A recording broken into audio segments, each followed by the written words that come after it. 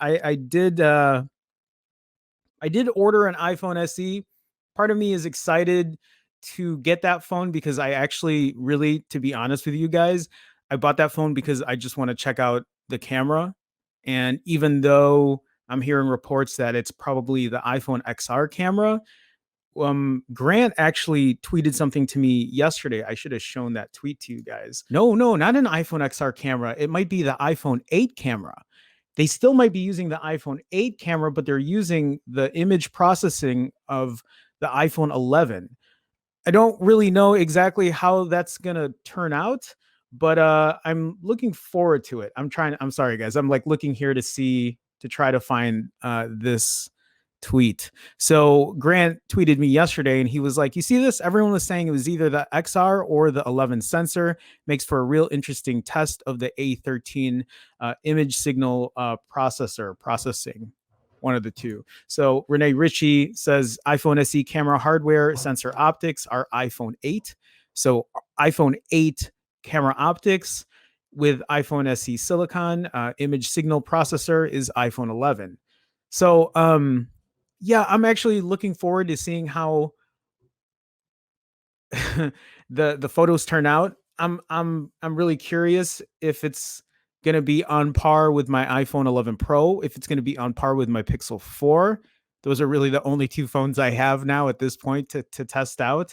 I mean, I do have some older phones, but that's not really in the mix right now. But I'm curious how well it works. And if it doesn't work well and I'm not happy with it, then I have like 2 weeks to return it. I mean, we'll see. I ordered the red color because I've never, the only red phone I've ever owned was my OnePlus 6. And I really like that phone. That was one of my favorite, that's probably my favorite OnePlus phones out of the lineup that I've had. I mean, I haven't owned a 7 Pro, but I bet you I would have liked that too. So this iPhone SE, yes, I'm kind of excited. uh I've had talks with like people that I talk with in my little chat group, and it's kind of mixed feelings because I think a lot of us are excited about it, but then there's also a part of us that are a little skeptical, right? We still have an outdated design with big ass bezels, right? On the top and the bottom. You know, we can say nostalgia all we want, but it is what it is. It's still a small screen. It's going to have solid build quality, at least wireless charging.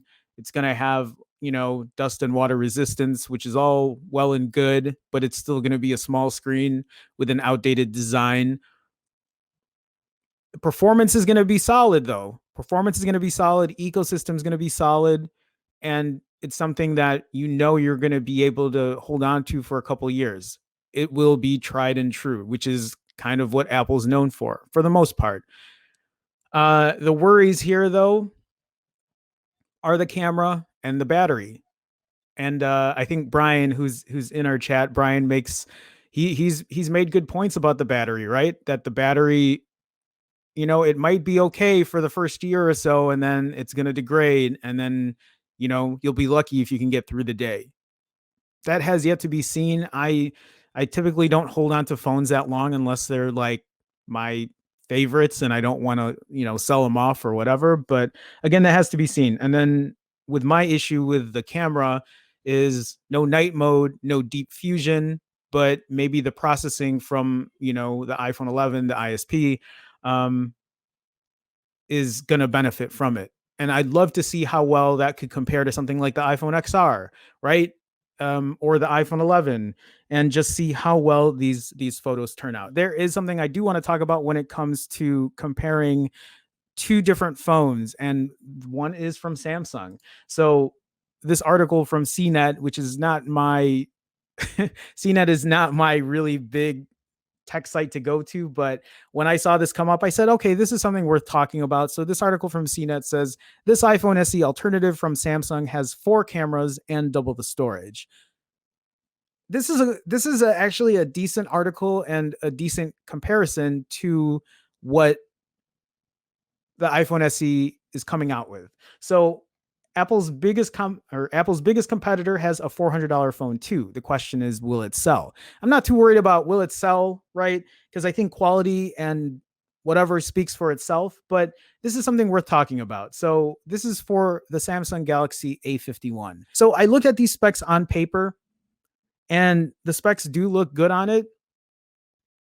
But the one thing again that bothers me out of anything is the UI, and maybe this is where my older days of modding phones and stuff would probably come back and say, well, let's clean this out and let's put a different ROM on here. Let's put, like a Pixel Experience ROM so that it's more of a stock Android experience, or let's at least put some kind of launcher on it. But let's continue on here. So the Galaxy A line is new to the US, though Samsung itself has a long legacy, and it isn't clear how buyers will respond to the budget and mid-range phones. Samsung announced 6 Galaxy A models.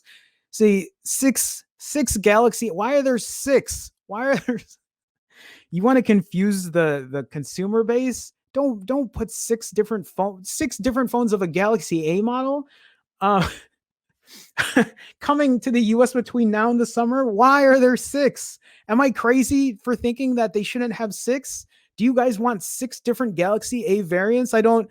Maybe there's something I'm missing here, but that just seems like way too much. Size matters, small versus huge. Again, we're gonna get into the display size, the resolution, and the two phones cost the same, but only the iPhone SE appeals to people looking for a pocket-sized device.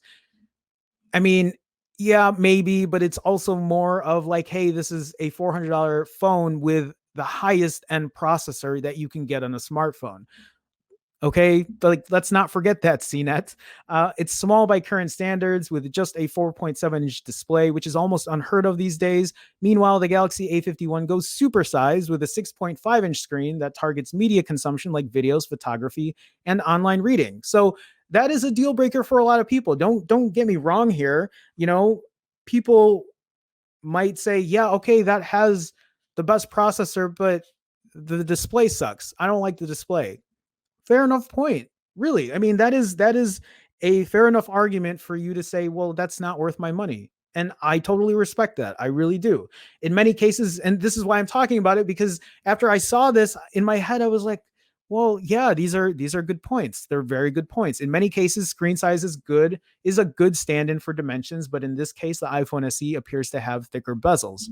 Appears it has thick as bezels. Perhaps the biggest difference is storage. The fine print is that the iPhone SE starts at $400 for 64 gigs of internal storage. Meanwhile, the Galaxy A51 gives you double that, 128 gigs for the same price. If you want the 128 gig iPhone SE option, which is the configuration I'd suggest, you'll pay $449. Here's the thing is I would also recommend the 128 gig iPhone SE option. I feel like I've been on the cloud. I've been dedicated on the cloud for some time, but I use my camera phone a lot. A lot. I take a lot of photos, I take a lot of videos, and for the first time this year or 2019, 64 gigs wasn't cutting it for me anymore because I was just taking too much video and I guess a lot of pictures, video really. And that's what was filling up my storage space. This Galaxy A51 gives you 128 gigs out the box for $400. So double the internal storage there already. So the pluses that we're seeing here is double the internal storage and a bigger display, a nicer display. I mean, let's be transparent. Those are two great pluses already for the same price point. Are they not? Are they not? Yes, they are. I don't know what I'm doing right now. This Galaxy A51, again, better display, more storage, camera. I don't know. That has yet to be seen. I will do very thorough tests. You guys will see photo, video comparison tests with the iPhone SE when I get it compared to my Pixel 4 and compared to my iPhone 11 Pro, because those are really the only two phones that I own at this point. The iPhone SE is also water resistant and has wireless charging support, two features that the distinctly mid-range Galaxy A51 lacks. So again, there goes iPhone's advantage, right? So the iPhone SE, better processor, right? Better better processor, water resistant, wireless charging. Water resistance and wireless charging are not my top priorities. I would rather have a better display than water resistance or wireless charging. I would rather have more internal storage than wireless charging or water resistance, but that's me. You know, everybody has their own, priorities. in a perfect world, we should have all of these things all packed together at a $500 price point. But apparently, this isn't a thing today. And I will complain about this every day on stream if I have to, until someone gives me a $500 phone that has a decent processor, good performance with RAM, a nice display, an impeccable camera, wireless charging, water resistance, a good battery for $500. Somebody has to do it. That phone has to be out there somewhere. And I think the used market can probably give you some of that. But right now, my iPhone 11 Pro has been bar none, has given me everything I needed, although I don't agree with the $1,000 price point. Ooh, it makes me want to buy a Galaxy A51 I feel like that would be an awesome test to put head to head. And you know what?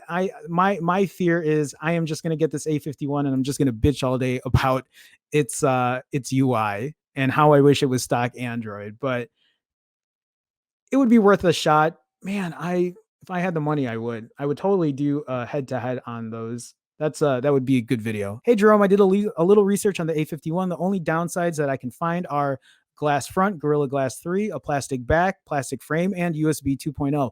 Thank you for actually bringing those up. I forgot to talk about build quality. So as far as build quality, then yeah, the iPhone SE is going to feel a little more premium, feel a little more high end than what the A51 gives you. Let's see here. Krishna also says, don't forget about Samsung's bad software support. That's also a good point. And that's not something that I read in here, or at least I skipped through, but that's also a good point. You're pretty much stuck with the software it gets shipped with, which is unfortunate, which is also why I was thinking about maybe you just get into modding. But yeah, as far as security patches or any kind of like vulnerabilities, you lose that after the support's gone. You lose that. And I think you have to